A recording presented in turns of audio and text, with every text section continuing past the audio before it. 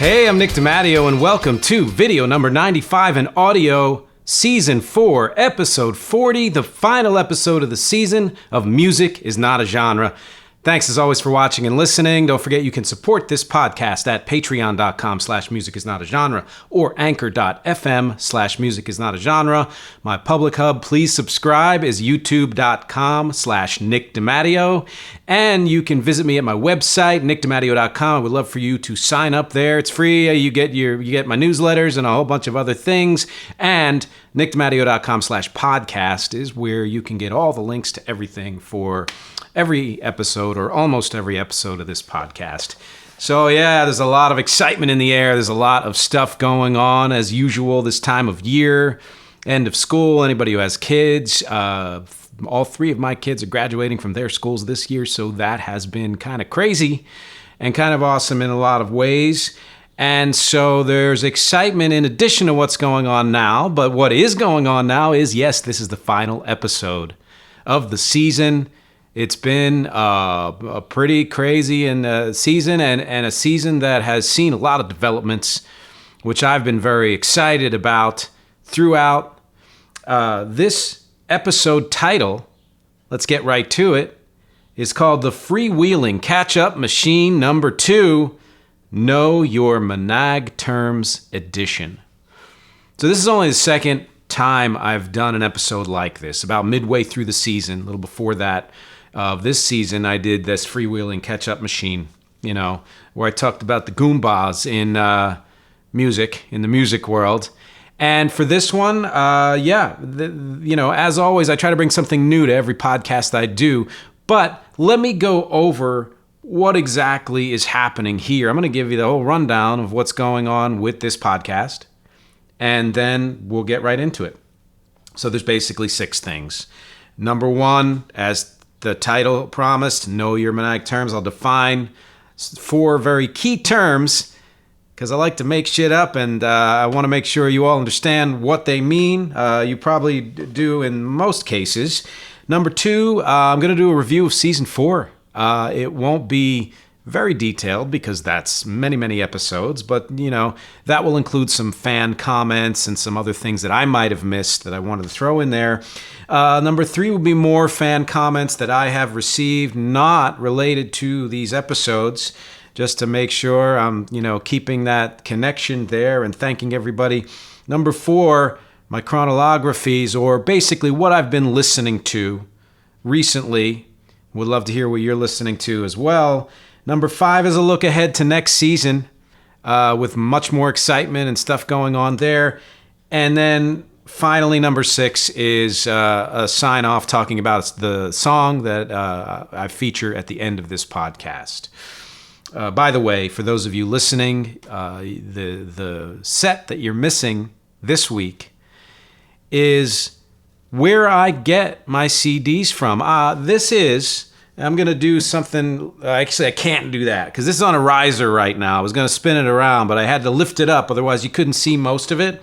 It is an old custom speaker, KUSTOM. For those of you in the music world, you might know that brand. It's from the 70s. It was my dad's. We gutted them. Well, there were 2 of them. We gutted them, and I put shelves in and made them CD shelving. And so, yes, this is one of 2 filled with CDs. It goes all the way to the floor. And then I have a 3rd very thin shelf with the other CDs, and then a book with a bunch more CDs, and then drawers full of even more CDs. And what's crazy is I actually got rid of a couple hundred CDs a few years ago, so I've had even more than that. Maybe regret getting rid of them. I don't know. Everything's crazy. There's a lot of stuff, right? So I wanted to give you kind of an idea of where this stuff is coming from. You've seen some of my old, here's a great example. This is my old 45 case from when I was a kid, 70s baby. And, where my vinyl comes from and all that. And since we're going to be on CDs for quite a while, other than the books and the interviews and other things we do, I wanted to show you that. Let's get into it. So, know your MinaG terms. Yeah, I like to make stuff up. That's part of the fun of this podcast. It flows from my kind of need to create as a writer, as a singer-songwriter, producer. And I like to find kind of shorthand to explain things. And sometimes just coining words or phrases is the way to do it. So number one, something I mentioned earlier, is the chronolography.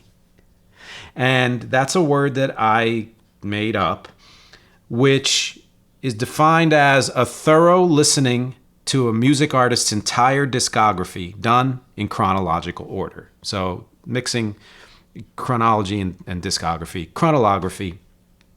Now, when I do a chronolography, I tend to stick to the main releases, albums and singles. I don't really do live. I only do compilations if there's new material on there. But you do it the way you want to do it. It's fun. It's a great way to get to know. I did an entire episode on it, so you can go ahead and look it up. But it's a shorthand, short version is a great way to get to know an artist and understand them as artists and the context in which they were creating. B, heart artist, a band or solo artist whose music you can't live without. I did an episode on that as well. And that's basically like, can you imagine never listening to a certain artist or music, album, whatever it is, song? If you say, yeah, I've heard enough of it, then that's probably not a heart artist for you. If there is an artist whose releases you devour no matter what, even if there are some that you're like, that wasn't my favorite, but I'm going to keep going with them, that's a heart artist. Now, C, death is dumb. Phrase I came up with in relation to Lou Reed a couple of years ago in a very old podcast. And that's defined as the philosophy that the death of a musician robs us of the future and teaches us nothing. And I'll even extrapolate and say the death of anybody. I understand how this is a real philosophical, mindfuck, basically. And that we are told over and over again that we appreciate life because we die. Now, there's no way to prove the opposite, but I have a sneaking suspicion that if for some reason we could live longer than 100 years or whatever it is, or indefinitely, that there are those of us who would understand that life is meant to be appreciated regardless, because just being here is amazing. And when someone is taken away, it, kind of sucks. D, the Share Tingles. The transcendent, tingly feeling that overtakes the body when you share a favorite song or song moment. So you may feel that, and I did a podcast on this too. You may feel that feeling when you are listening to something that, oh my God, that part of the song, and you just start tingling for whatever reason. And that may diminish. It may not. There's songs I was just listening to recently, old songs of mine actually, where I felt the same tingles, as if I was just there in the room creating them or had just heard them, completely produced. But in other cases, okay, I've heard I Will Follow by U2 a million times, and I don't tingle the same way. But if I share it with someone who is inclined to like that, then all of a sudden that returns, and it can return in an even greater way because you're sharing that tingly feeling. And, there's that synergy of the loop of energy that you guys are sharing. That's the Share Tingles. All right. Memorize those. There's going to be a test next year. Those of you who passed, I'll give you something, I'll send you something special. Or not. I have no idea. Again, I'm just making stuff up. So let's get to the second part of this episode, which is a review. I haven't done this before, and I'm really excited because I look back on this season and I realized that there was just a lot of dynamic stuff and a lot of diverse stuff. So I did this in semi-chronological order, but I also grouped them into categories. So first category were the kind of outliers. The first episode I actually recorded twice because I recorded it back in September. Then there was a giant flood right in this room. And somehow we recovered. I recorded it again because there was no way I could start a season and not refer to that flood and just the way, things were flooding into life and whatever. Then in midway through, I did my first Freewheeling catch-up machine episode, and that was number 18, season 4, number 18, if you want to listen to that. And today's episode, the final one, is the second Freewheeling catch-up machine. So those are kind of the outliers. Now, just kind of the normal ones where I picked a CD or a collection of CDs from a band or artist and talked about that. Red Hot Chili Peppers. And I may have mentioned this before, but just to, give my opinion, their new album is freaking incredible. It's not just a return to form, and partly because John Frusciante is back, but it sort of is almost a culmination of everything they've ever done. The Hives from Sweden, Billy Joel, Lenny Kravitz, Eminem, Lou Rawls, and hello, Lon Dorsey. That was a great connection from that podcast. The Smithereens, box sets, and a good friend of mine who's a music writer, he's a reviewer of things in general, Steve Erickson. He pondered whether Kanye will release a box set 10 years from now of unreleased material. Always something interesting. It's been surprising over the years which bands have been successful enough to release box sets, whether we still consume them as physical objects or just listen to those collections online. Still, the kind of collecting the music in one way or another, so many different kinds. I did an episode on supergroups, mixes and the CDR and music piracy. That was a fun episode. I heard shortly after that LimeWire, which those of you who have ever pirated anything will know what LimeWire is actually relaunching as an NFT site. So, yeah. And I've got mixed feelings about NFTs. I think they're one of those things that are successful for certain kinds of people, and for others, it's the same as it's always been, which is nobody's paying attention and the market's flooded. But it's the same with Bitcoin and all that stuff. We'll get to see how long this stuff lasts. I did an episode on emo. I did one on 3 obscure jazz albums, 2 collections of crime jazz and heavy flute. I did an episode on Belle and Sebastian recently. The next category, my opinion episodes, which are near and dear to me. They don't get as many listens or views, but I urge you to go ahead and find them, because they have, I think, the most discussion in them and the most relevance to the world today, even outside of music. I did one called Out of Time, Not Out of Mind. I did one called the Share Tingles. We just talked about that. I did Can Good Production Save Bad Music? And the only note I have there is shortly after that, I realized that I misquoted a song. So I was saying good production, bad production, whatever, and I thought, oh, Come Together, the Beatles. He sings bad production, but it doesn't. The line is actually bag production. So, no one called me out on that. I'm calling myself out on that. And then I did an episode on negative reviews, which I was very, very passionate about because that extends far beyond music, negging in general. And my friend again, Steve Erickson, who is a reviewer, pointed out something very important, which is that critics are creators too. Critics are not just reiterating what exists. They are trying to add something new to the conversation. And whether you agree or not with either the content or the approach, it should be respected that these people, these reviewers, are creators, and they are making their livelihood at it. Whether it's done via video or writing or however you do it, podcasting. All right. I then did 12 interviews. I did another dozen interviews this past season. I don't know what I'm doing next season. I've got kind of a surprise interview, fingers crossed if it comes together, for next season, and a couple of other people in mind, but these kind of things have sort of come together. I didn't know I would do all 12 of these, and then it just worked out. It just really just worked out.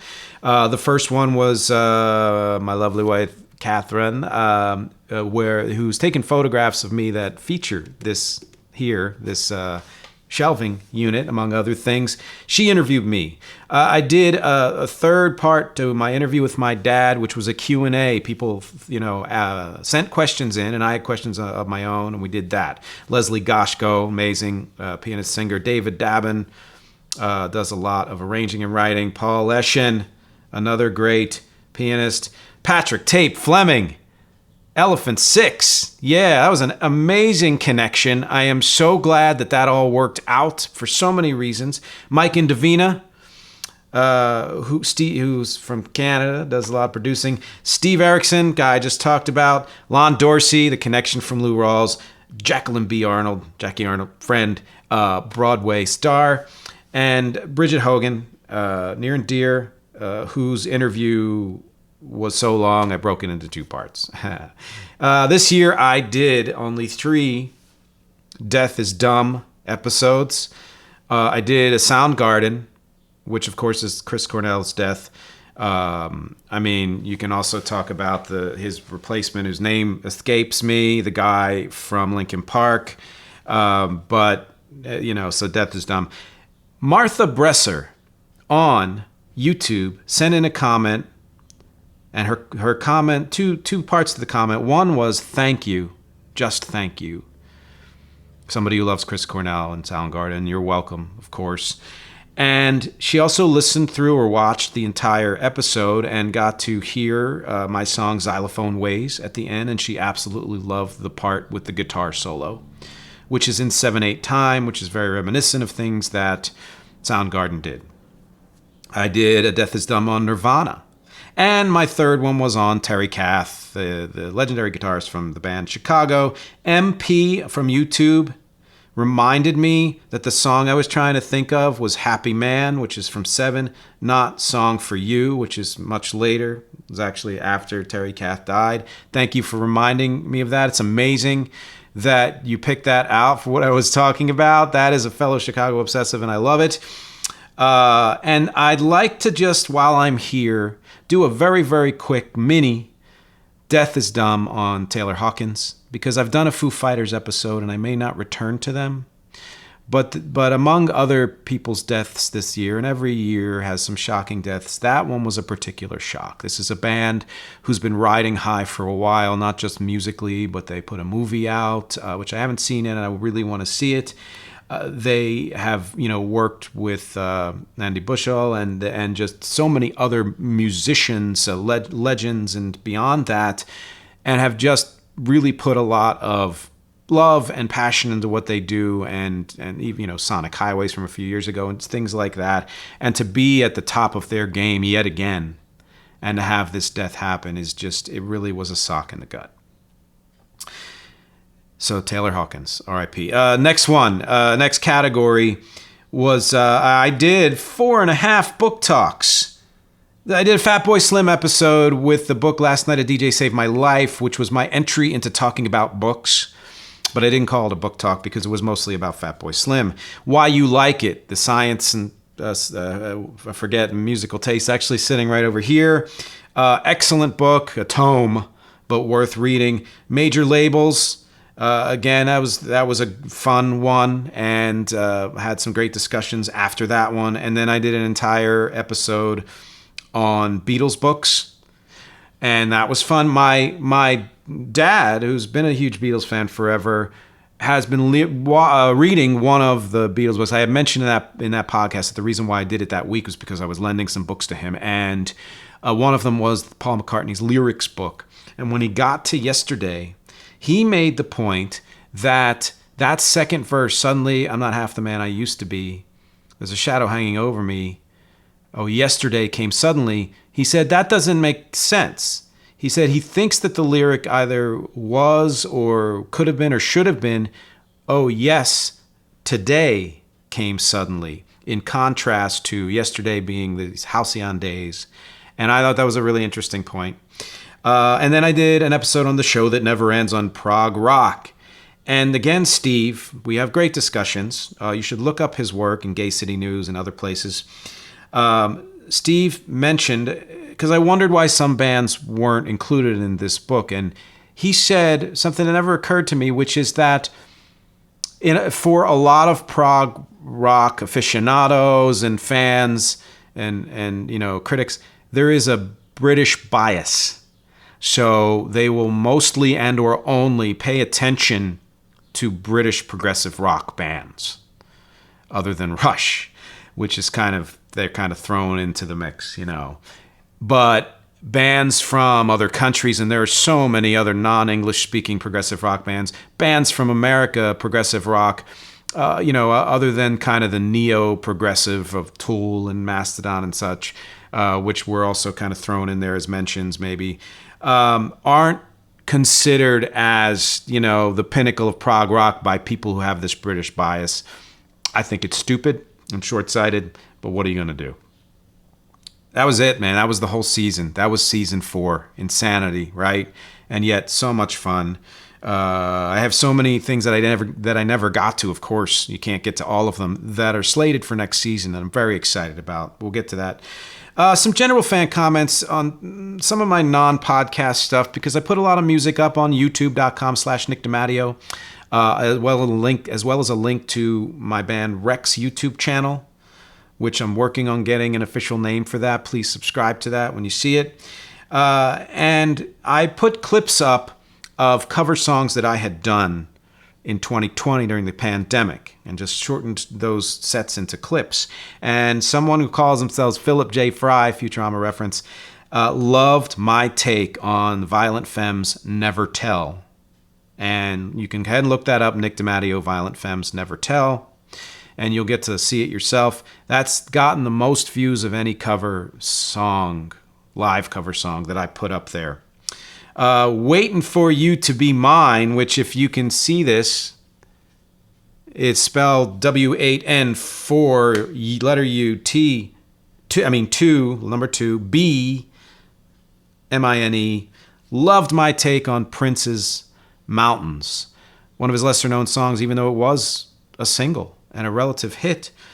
I did it on piano, and that's another one that's been getting quite a lot of views. So thank you for listening and watching, you guys, as I always say. And also, real big check to Lon Dorsey. He's a guy I interviewed. I connected with him on Lou Rawls because he was a friend of Lou Rawls, knows a lot about Lou Rawls. The fact that he put in this very long comment about an old episode of mine that I did, which was All Music is Black Music. I love that he weighed in on that because I firmly believe that is true. And that we've actually had subsequent discussions on a bunch of other things, including a suggestion that he made for something next season, which if I'm able to arrange it, will absolutely do. Now, especially now that the pandemic is hopefully winding down, I'd like to do this. It involves getting some people in the room with me to have some, vibrant discussions. Also, like to send a shout out to distant cousin of mine, James Castelli. We do correspond frequently as well. He sent me. There were so many things that we've talked about. And by the way, he goes under the name Omega, as far James Castelli Omega. Look it up on Bandcamp. He's got over 100 albums, and he just put out a new one. Please go listen to it. He sent me a video from a guy, Rick Beato, interviewing a guy, Ted Gioia, about the future of music. And there were so many great points made in there, but I want to mention a couple of things. One is, and I mentioned this in a podcast of mine, people who say attention spans are short are saying the same thing people have said for 100 years. Whether it was about radio or television or comic books or whatever other thing people are demonizing, and now it's technology and the internet. Attention spans are as short as we want them to be, and intelligence is as underdeveloped as we want it to be. And he made the case that both attention spans and intelligence are underestimated.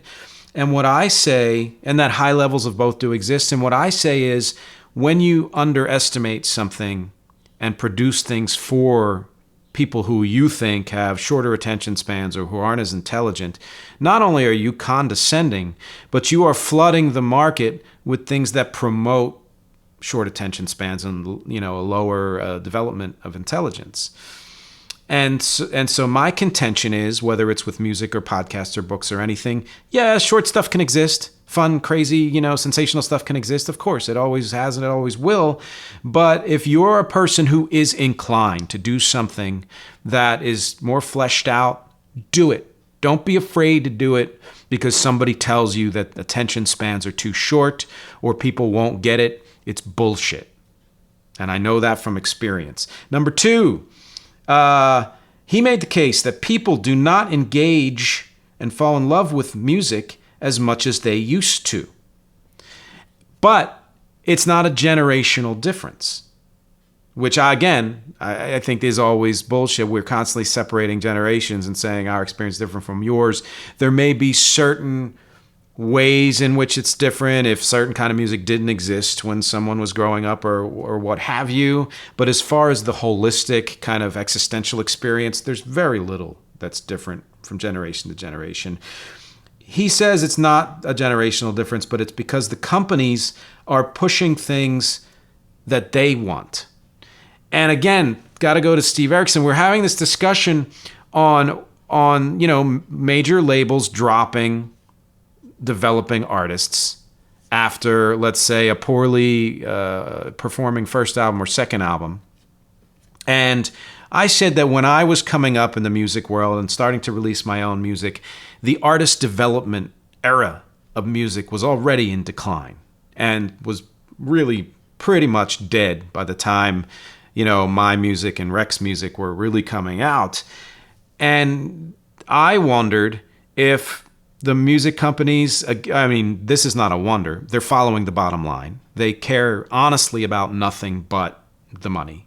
Because if they cared about anything more than the money, they'd be putting out music that would run the risk of not making any money at all, or they knew right off the bat wouldn't make much money.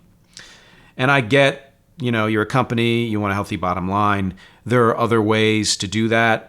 There's this whole thing now about growth mindset being kind of a cancer on the society, because if all you think about is that every single month or quarter or year, you need to be bigger and better and have more, then you're kind of missing out on maybe the fundamental point of what you do. Because then just be an investment firm. Just be money. Just be money. If you're going to be music, then care about the music.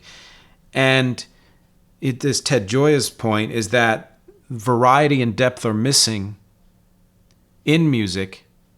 So people engage in a much shorter way, a more kind of flash in the pan way with the music that they're listening to, because what the companies are putting out are meant to only kind of capture you and then fall away. And sure, you'll say that about certain types of pop music throughout the ages.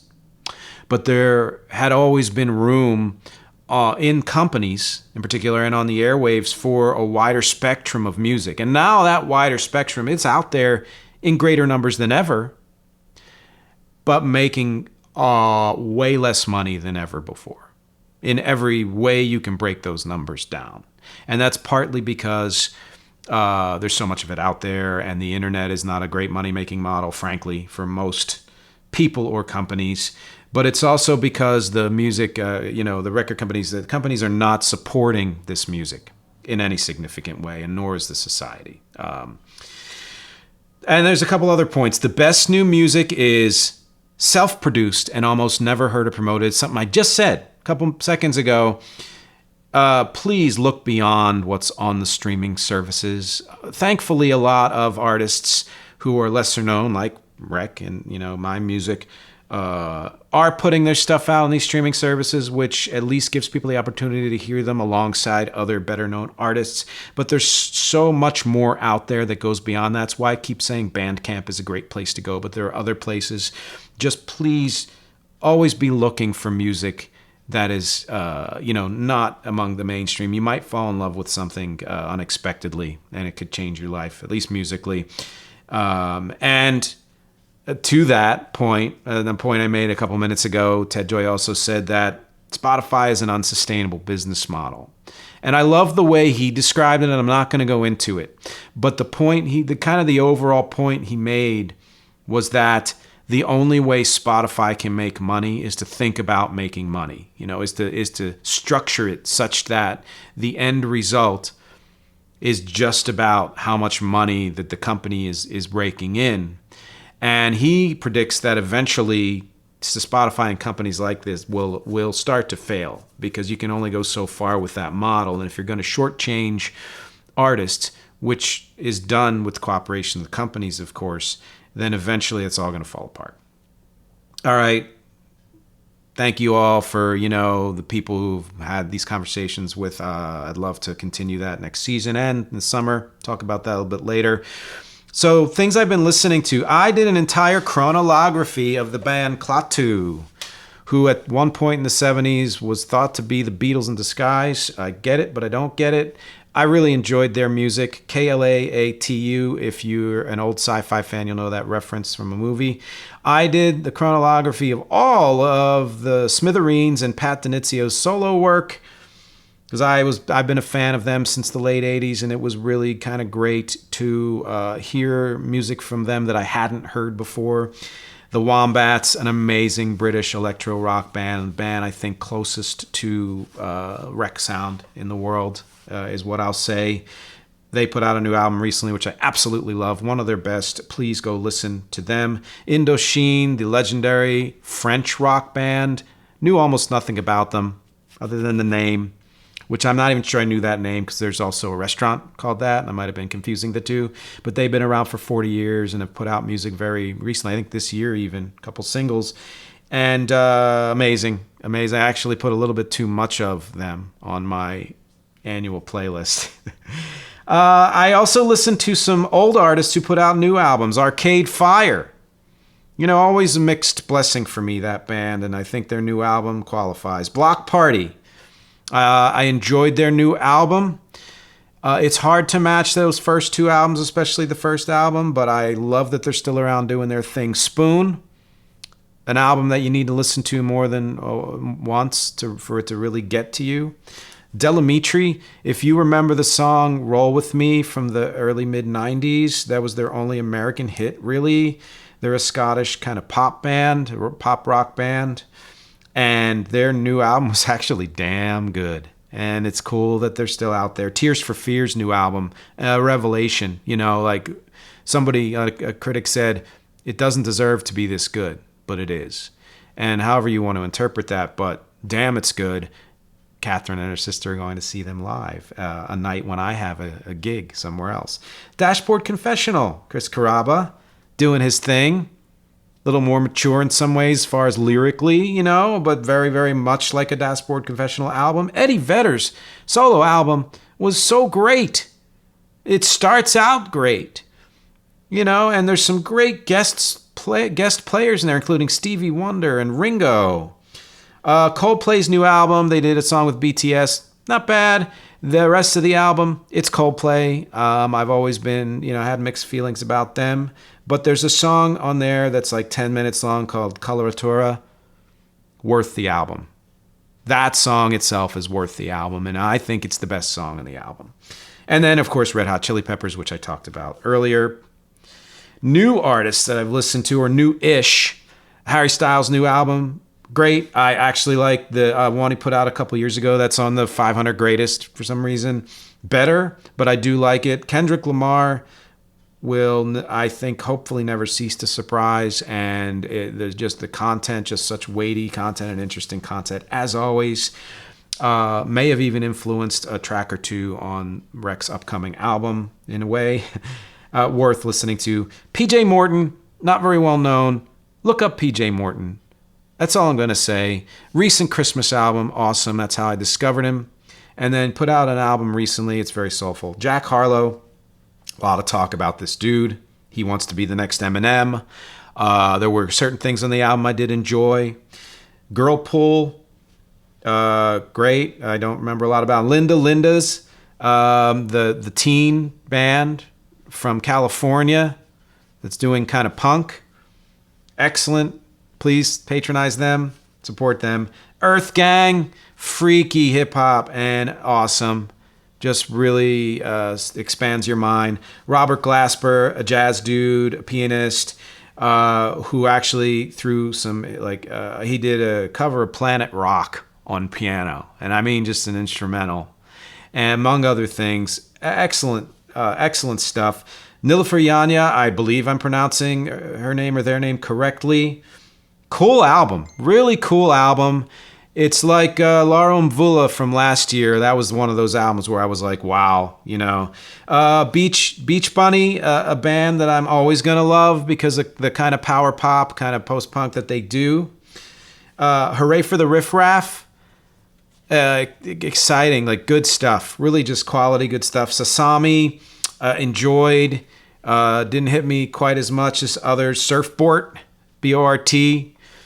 Gah, come on. That is a fun album. That's just a punk album, and you got to go listen to it. Wet Leg, conversation I had with Steve Harrison about bands like Wet Leg and MxG, I've also listened to, who are getting a lot of hype, like Phoebe Bridgers and all them. And even though they are absolutely quality, the question is, do they deserve the hype more than other indie musicians, indie artists? The answer is no. But it doesn't mean that their music isn't good. Idols from Britain.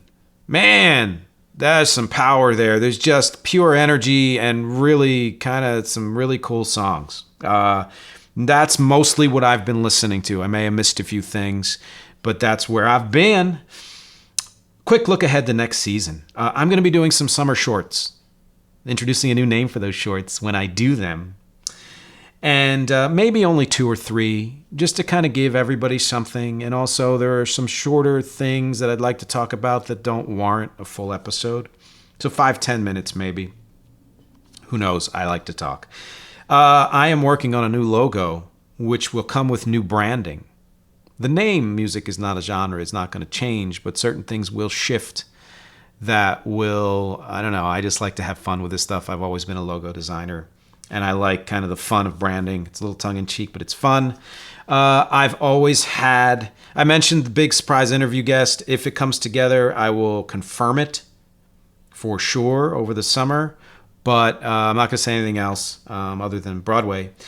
And this one, I love numbers. I love organizing. I love, putting things into categories. The problem is when I started this, it wasn't a video or audio. It was just a blog. So that number is going to be one number. And then I did the video, which is a different number. And I separated into different video categories, which makes it 2 numbers. Actually 3, because then there's interviews, And then I did the audio and realized I need to streamline this. And I separated it into seasons, which makes the most sense and seems to be the easiest to follow. So part of my work over the summer is going to be throwing away all those other numbers because that's old now and they don't apply anymore, and just sticking with the season numbers. So instead of saying video number 95, audio season 4, episode 30, I'm just going to say, welcome to season 5, episode 1.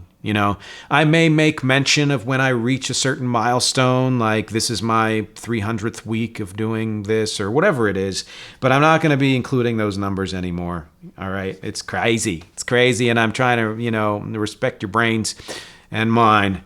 And of course, I like to end every episode or almost every episode with a song of mine because in case you were wondering, that's kind of the reason why I do all this, is to connect the music that I do with other music, so that you all have a greater chance of understanding where I'm coming from and maybe see it in a certain light so that you can appreciate it. Because I got to tell you, it's always harder to appreciate music that you don't know. If it's something that you know that other people know, you are more inclined to listen to it. It's just the way it is. That's the way culture and society is. Nothing wrong with that. But there are people who will seek out music that other people don't know on purpose. They're fewer than the masses. And I like to also hit the people in between who, if they hear a song they don't know, but they like it, they're going to follow it anyway. And those are people that you really have to appreciate too. So there's a song of mine which I'm including in a lot of my licensing pitches to licensing companies. If you're a sync licensing agent or anybody, contact me. And it's a song from Rex's album Distance to Empty, also featured in the movie Dealer. And it's called When It Comes. And it was basically the love song for that movie. I did an acoustic version of it in the movie itself, actually, or at least part of the song. I don't think it was the whole thing. I don't remember, to be honest. But the recorded version It's one of my favorite productions that I've ever done as far as single song productions. And there's kind of that anticipatory, feeling with the title When It Comes, which I thought was appropriate for the end of this season, the upcoming summer, and all the new stuff that might be coming next season. And so this is what I wanted to include. And I think that as far as electro power pop, which is how I define rec, just to give people something to latch onto, you will 1,000% hear, 100% hear, the electro power pop in this song When It Comes. So I put a link here, but please also just stay tuned. In a minute or two, you're going to hear it. And seek it out, put it on playlists, whatever else you want to do. As far as next season, just to cap this episode, there are changes that are upcoming that I am going to do regardless, like the things I've mentioned. There are other changes that I would like to incorporate that cannot happen without your support. They take time, which if I'm spending more time on this, I'm spending less time on other things that bring in income. And they take money because it's going to take either new equipment or hiring people to assist me. And so I really want to do all of these changes because I think Music Is Not a Genre has come to a place where it understands what it is. I understand what it is. You guys are getting what it is. And it's time to take it to the next level. So please, if you haven't already, if you're somebody who's been watching a few episodes here or there, who's been following me since the first episode or even before these episodes, please consider supporting Music Is Not a Genre, either at patreon.com/musicisnotagenre or anchor.fm/musicisnotagenre. Also, youtube.com/Nick DiMatteo has a PayPal link there if you just want to donate, a one-time donation as opposed to a monthly. Everything helps. And welcome to the new Patreon members, by the way. Thank you. I love that family is growing. I think I thanked you already, but thank you again. And that's my pitch for the end of this season. Thanks for going on this ride with me. It's been amazing, and next season's going to be even more amazing. I'll see you a little bit in the summer, and then I'll see you big time in September. Thanks for listening and watching.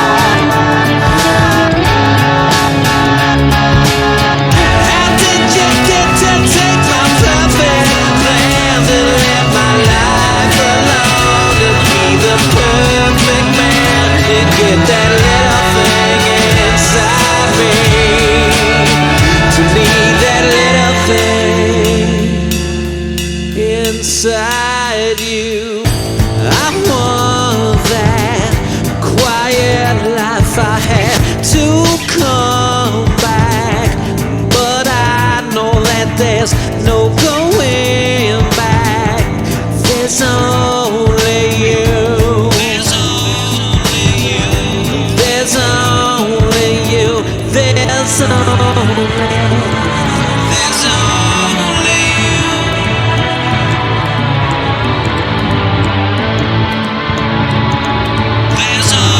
there's only